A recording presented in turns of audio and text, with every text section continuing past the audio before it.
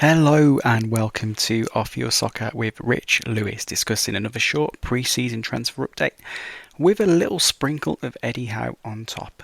So straight into it, we're going to have a little look at the news that Riccardo Calafiori looks like he is heading to Arsenal. It's been reported today that a fee has now been agreed with Bologna. One of the more interesting aspects of this move perhaps though is where he will actually play for Arsenal.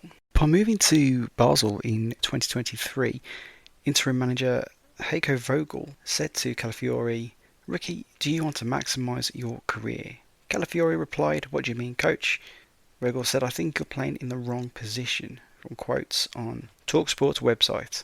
Now, if Calafiori has thrived as a centre-back, that's going to be a little bit tricky at Arsenal. When you have competition like Saliba and Gabriel, it's going to be very tricky to play in your preferred position at left centre-back, meaning it's most likely that he will spend most of his time at Arsenal. At left-back, but is he wasted there? Are Arsenal essentially signing a left centre-back to play at left-back? Yes, he can play both, but perhaps you're signing the wrong kind of specialist for that role.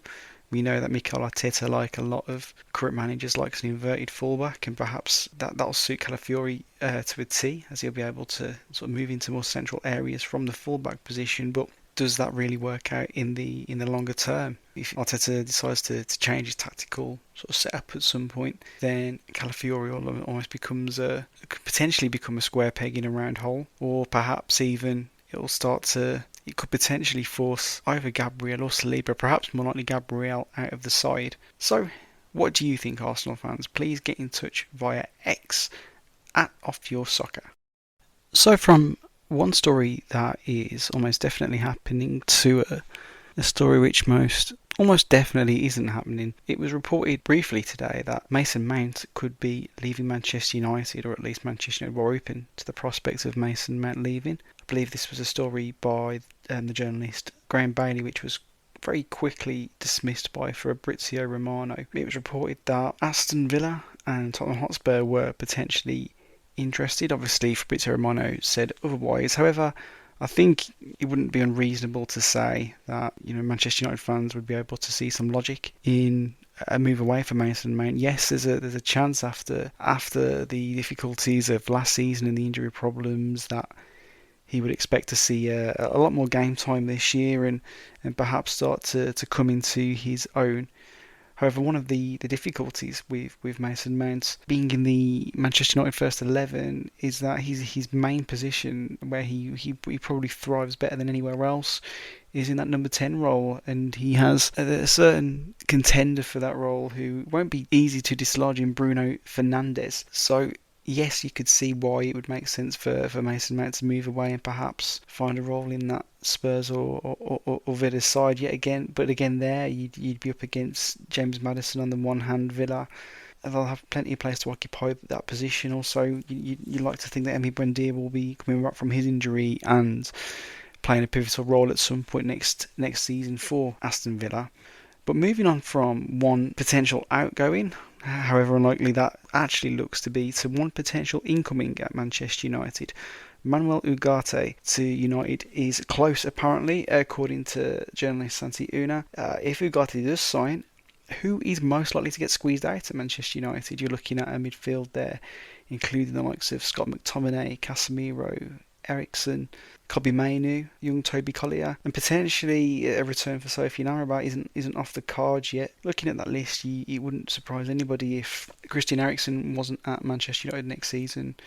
Again, if a suitable offer came in for McTominay or Casemiro, they could both potentially go. But you're looking at a list of players there who have different sort of qualities and add different things to that team. You have Scott McTominay, who has become more of a box-to-box player in recent times. If anything, just a box player, crashing the opposition's box and scoring some important goals. Casemiro, obviously sitting in front of the back four and breaking up play, who again has also chipped in with some important headed goals over the last couple of years. Christian Eriksen, more of a deep line playmaker as opposed to the attacking player he was in his younger days. Obviously, Kobbie Mainoo won't be going anywhere at all. He's going to obviously be a big part of that team for years to come. Toby Collier probably will end up on loan, you'd imagine, this season, although From the sounds coming out of the club, he's looking very, very promising. And yet, obviously, Ugarte, if he was to sign, he would bring his own qualities to the role. He's a very tough, hard-working player. Perhaps United see him as a younger model of Casemiro and someone who can give the team more legs. And yet, if he was to sign, is there an argument to still say United still need some more elements in there? Originally, Mason Mount was signed with the idea of being perhaps a more energetic replacement for Christian Eriksen, but he really is a different type of player, and he hasn't fulfilled that role. And you could argue that they perhaps still needed a deep line playmaker of sorts. Let us know what you think, Manchester United fans. Do United need more than purely Manuel Ugarte in centre midfield? Or would that be enough? And who needs to leave if they do bring in another midfielder or two? Get in touch via @OffYourSoccer on X. Moving on from potential signings, signings aren't likely the talk of the tune today. More so is their manager's future. Newcastle United's Eddie Howe has unsurprisingly been linked with the England job following Gareth Southgate's departure. There has been, it feels strange to say, it almost feels like there's been some controversy regarding some comments that Eddie Howe has made in an interview over the last couple of days, I believe. Craig Hope reported the following quote from that interview from Eddie Howe, with Howe saying, "I absolutely want to stay at Newcastle, but it has to be right for me and the club. There is absolutely no point in me saying I'm happy staying if the dynamic isn't right. I absolutely love the club, I love the supporters, I love where I am at in my career. There's no better place for me to be. That is how I feel." And off the back of that, there seems to be a little bit of drama with various journalists and outlets reporting that there's some tension there.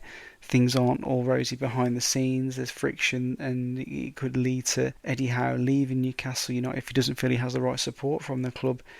But yet you look at those quotes and look, we want players and managers to be more honest and upfront, and yet you can see why on occasions like this that they can often try to tie cliches during interviews just to make sure they're saying something safe and that people aren't going to jump on them and make a situation look like something that it not really is. It almost feels like Eddie Howe is just stating the obvious. Imagine if he said he was going to stay at the club, and then obviously things transpired that he was going to make a move away, and people were left wondering where did that come from.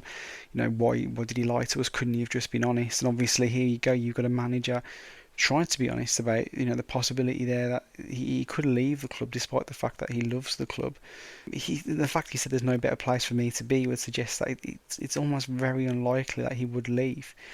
However, these things do happen, and if he was to leave Newcastle United, you could see there being a very realistic possibility of Mauricio Pochettino joining Newcastle and becoming their new manager. I don't think that would be something that too many people would be against, but that would be one for Newcastle fans to comment on. So please do get in touch and let us know via X @OffYourSoccer. And finally, for today, moving on from a former Chelsea manager to a former Chelsea player.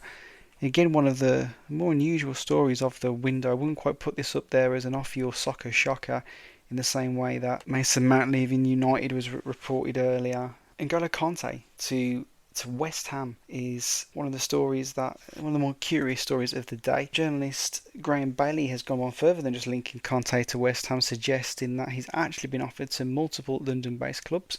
This is contrasted with a report from Fabrizio Romano yesterday suggesting he's definitively not up for sale. However, there is often no smoke without fire. If true, does the signing make any sense?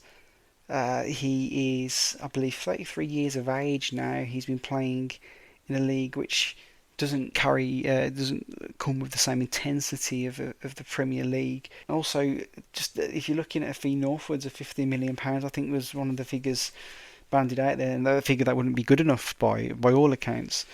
Does paying that sort of money make any sense? There are probably options out there in the Championship, for example, who could make an impact now and in the future. The money, you could probably find someone for that sort of money who's got great resale value too, in a similar way to Jared Bowen, for example. So is this something you'd be happy with, West Ham fans? Would you like to see N'Golo Kante join your club, or do you think that money could be better spent elsewhere? Please get in touch via @OffYourSoccer on X.